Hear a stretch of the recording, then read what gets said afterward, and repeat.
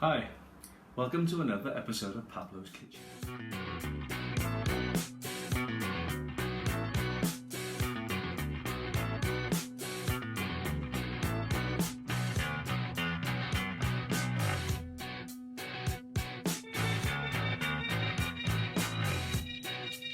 Hi, so tonight I'm going to do something I saw of a Jamie Oliver programme the other night that just piqued my interest.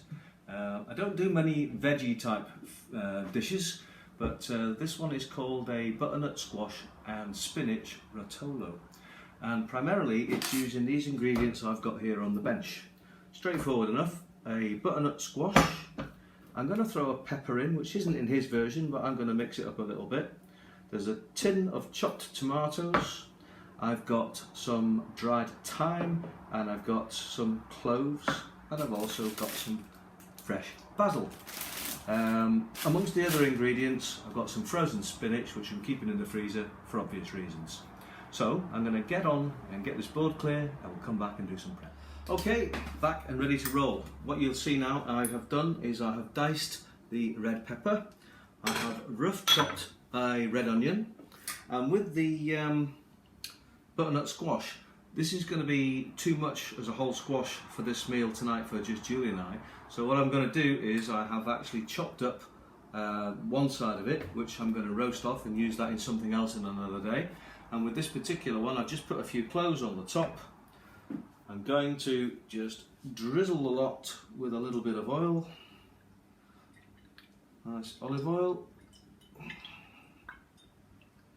Like so. Get a bit of pepper. Season it up.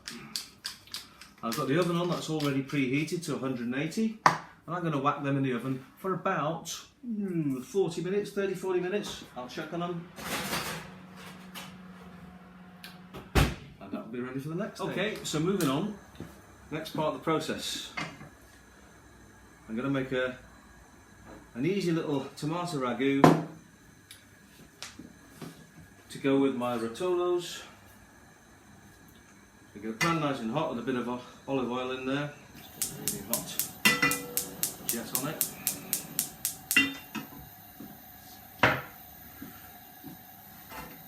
Throw in your onions, throw in the peppers,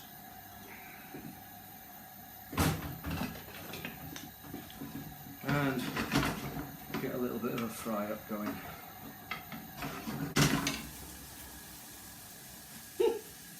It's the biggest bee I've seen this year.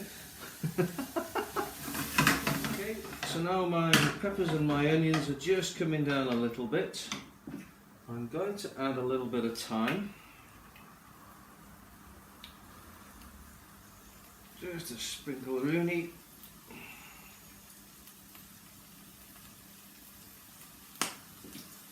Super. Turn the heat down. I want these to just come down nice now, so they're not burning. Don't want to catch them. Just want to let them sweat down, go nice and translucent, and get a bit of flavour on. Okay, so now onions and peppers have come down quite nicely. Next stage is I'm going to put in about 500 grams of the frozen spinach. Now, this is an 800 gram pack. Let's throw a lot in.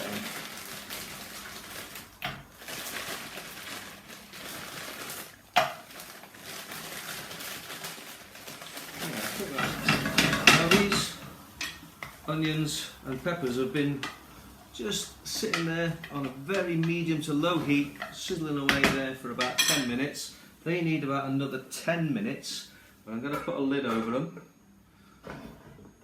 and just let them sit there until they wilt down, and I'll check on them every now and again. So while those are doing their thing, I'm going to do my tomato. Okay, so here we are. This is where we're at. What I've done is in this pan here, I have sweated down some onions for about 5 or 10 minutes with some red peppers. Then I put in about 500 grams of frozen spinach, put a lid on and let it reduce and let it just simmer away nicely for around about 15 minutes. The idea being to get as much of the moisture out of the spinach as possible, because this is going to be a filling in a pasta type fajita is the best way to sort of describe it, I'd imagine. Oops. But obviously a bit of seasoning there as well. In my other pan, I've made a base of a tomato ragu, which is effectively putting garlic in there, sweating the garlic, just getting a little bit of colour on it. Then I put in a 400 gram can of chopped tomatoes, and I've actually topped it up with a little bit of a pack of, what do you call it? Passata. 35p as the chef's little saviour. I've probably used half of that, because looking at it in the pan, this is something I've never done before, having watched it on telly the other night. I figured it didn't have quite enough of the sauce for what I'm going to do. So now these have got the moisture out, I'm going to take them off the heat. You'll see here that I've got a pan that I've had in the oven. Now again, I've kind of underestimated this a little bit. I said about 30 to 40 minutes. This is just about coming right. I think it needs another 5 or 10 minutes to roast off my butternut squash. So I'm going to slam that back in the oven for another 10 minutes, and then we'll be back and we'll finish it off. Right, this is a simple way. Get an oven dish, kettle boiled salted water, put it on a gas and put your sheets of lasagna in there and just let them soften. As soon as they're soft enough to be pliable and roll, take them out and drop them into some cold water, and we're ready to go. Okay, so just got my squash out of the oven, and that's just cool enough to touch. I'm spooning it out into a smaller dish, like so. You get the idea. So when I get this in a bowl, I'm going to get a fork and I'm going to mash it. Okay, so here's the fun bit. I've got my mashed squash, I've got my leaves of lasagna. Into each one, I'm going to put a dollop of the squash.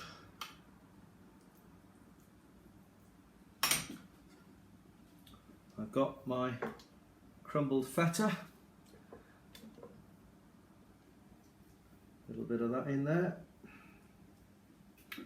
And then a spoonful of the spinach mixed with peppers and onions. With hindsight now, I can see that this would probably be better with wider lasagna sheets, but that's all I could get today, and I was desperate to have a go at it. So those are filled like so, you get the idea. And put those on a plate and go on with the next one. So back now towards the end of this process. As you can see, I've got my lasagna that I've now stuffed with my spinach and my squash and my feta. I'm cutting these into halves with a really sharp knife. That'll be the last one. And then you can see that they're around about that size. And I'm going to then put them end up just like little sandwich wraps into my tomato ragu. If I don't get a Michelin star for this, then they don't. I'm going to put this in the oven. I'm going to grate some Parmesan cheese over it, just for an extra bit of luxury and a few more calories. I'm going to slam a bit of red Leicester on top as well. Red Leicester's got a beautiful nutty flavour that is just going to make a very luxurious dish.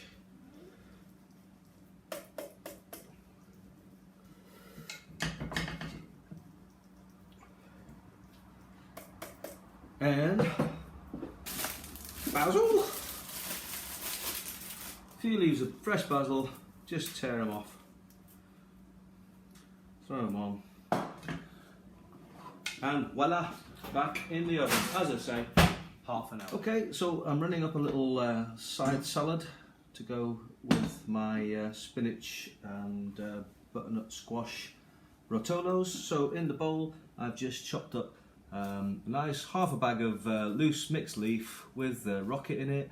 I've chopped up a bit of red onion and I've put in some lovely little halved mixed colour cherry tomatoes. That on its own would be a little bit dry.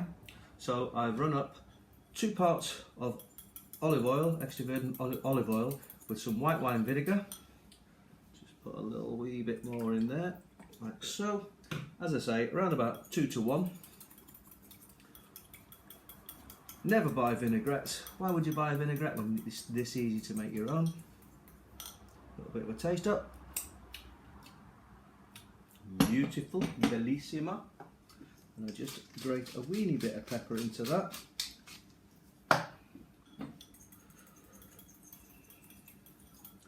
And then over the salad. That's that done.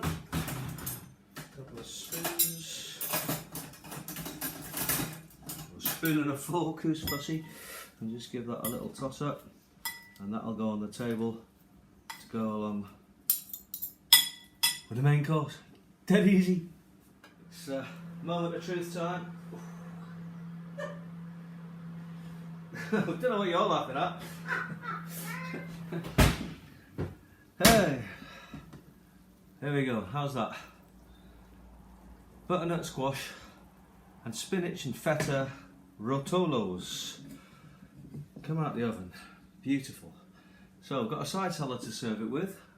I'm going to come back in a minute and show you the dishes when we've plated some up. So I'll see you in a minute. Time to plate. This big, gorgeous dollop. This pan's still extremely hot out of the oven.